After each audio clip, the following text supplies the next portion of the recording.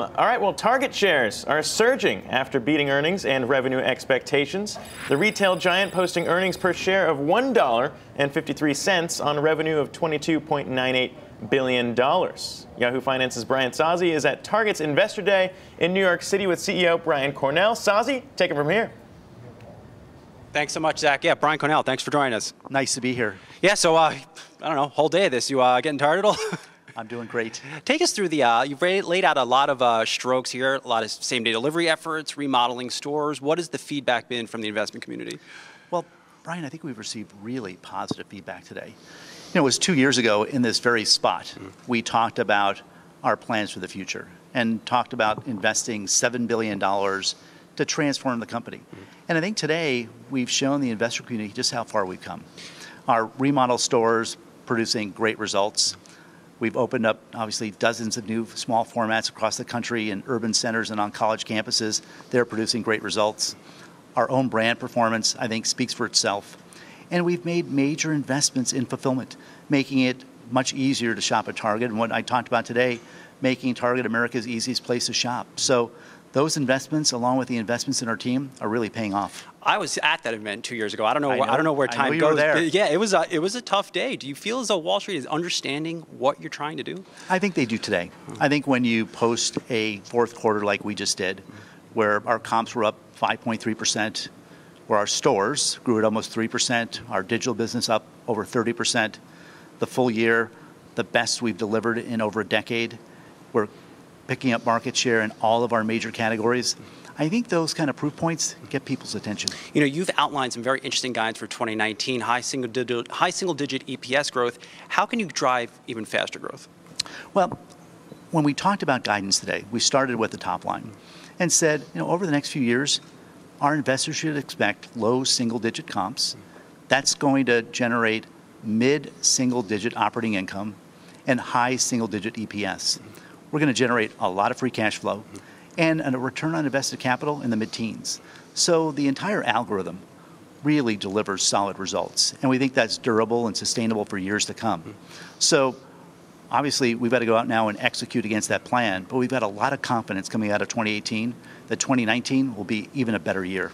Let's go through some of your big bets. Shipt, really a big acquisition for you guys. Where are you at with that, and how are you going to expand it more this year?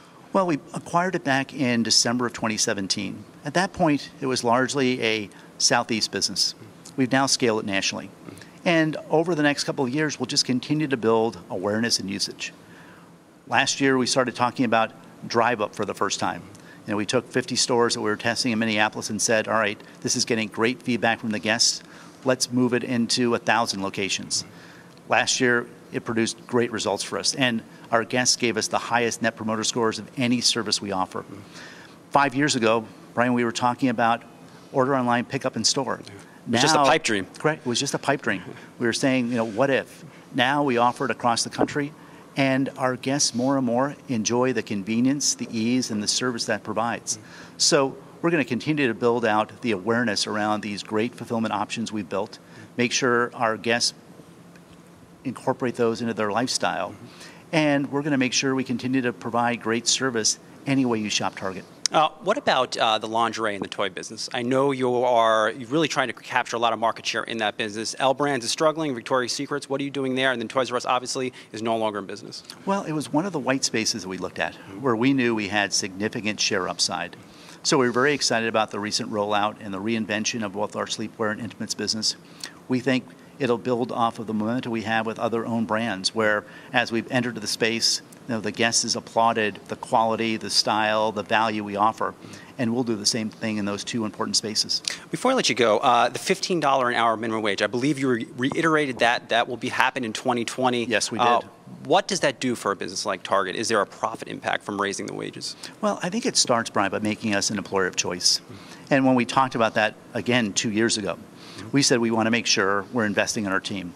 And while we've made a number of big investments in stores, in technology, in fulfillment, in brands, the most important investment we've made in the last couple of years was in our team.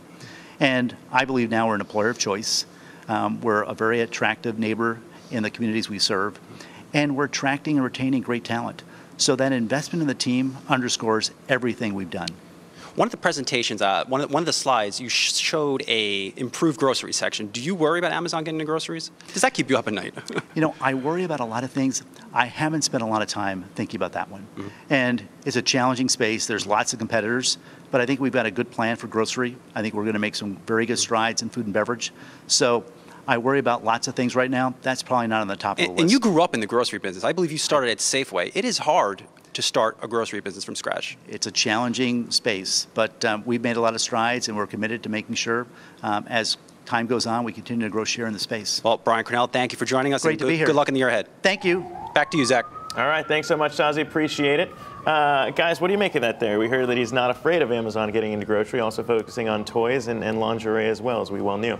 I think Target has done relatively well. I mean, just take a look at their stock since the start of the year. Obviously, over the past year, I should say, the stock hasn't performed too well. It's just up about 2%. But since the start of the year, it's up over 17%, including today's jump. I think that their earnings report was very strong. What we just heard their CEO say kind of reiterated what we heard in the earnings call and also what was said in their release, just the fact that they are gaining market share in the space. They are identifying opportunities to grow in spaces where they think will be profitable down the road.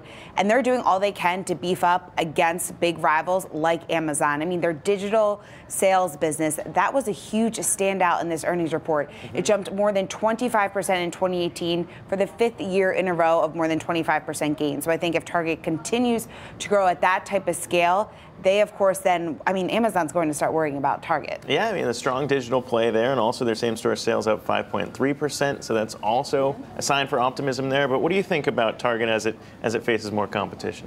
Absolutely. So I think one of the most exciting things about this earning call is his forward-looking thinking. And what that tells me is he's saying that 2019 might be even a better year than 2018, meaning that the consumer is even healthier than in 2018. So I think that really shows how powerful the consumer can grow and grow too. And also the comment on Amazon. Of course, Amazon is always lurking around the corner, waiting for its next kill. But I think one of the more exciting things about Target, and even as myself as a consumer, you can go to Target, you can get groceries, you can get cosmetics, and you can get workout gear. It's almost like an Amazon, but in person. And sometimes, like I'm going this weekend because I have a laundry list of things and I really don't want to sit on Amazon and order all those things. I can get everything in that store, and I think that's going to be even more powerful. And now toys and lingerie can be added to that list as they continue to offer more and more things for consumers. But to your point, we also saw Walmart's digital sales growing too. And I mean, if the consumer's doing stronger, doesn't necessarily mean that Target will be the winner in there, especially as they face more competition across the board. Yeah, and I think they have to appeal to the fact that what the CEO was just saying, that they want to be convenient. So they want to offer a convenience factor to all of their shoppers. So as they continue to capitalize on the demand for more and more shoppers opting for e-commerce rather than heading to the stores, they need to make sure that it is easy to find a lot of their products. That's been a big concern about Amazon over the last several months, saying that, hey, it's actually not that great of a shopping experience. When you go and look online and when you look for products, I mean, I face this all the time. You're inundated with all these third-party sellers. You don't know which option is the best. So if Target is able to kind of capitalize on that gap there, I think they could be very successful. And we saw that increasingly with toys too. Kids like to have the hands and the touch and the feel and the experiment. Go down the aisle. Exactly. And especially that Barbie aisle. I mean, come on. Oh yeah, I mean, sure, why not? But we're seeing shares up about 5% on the report today, so they are enjoying that.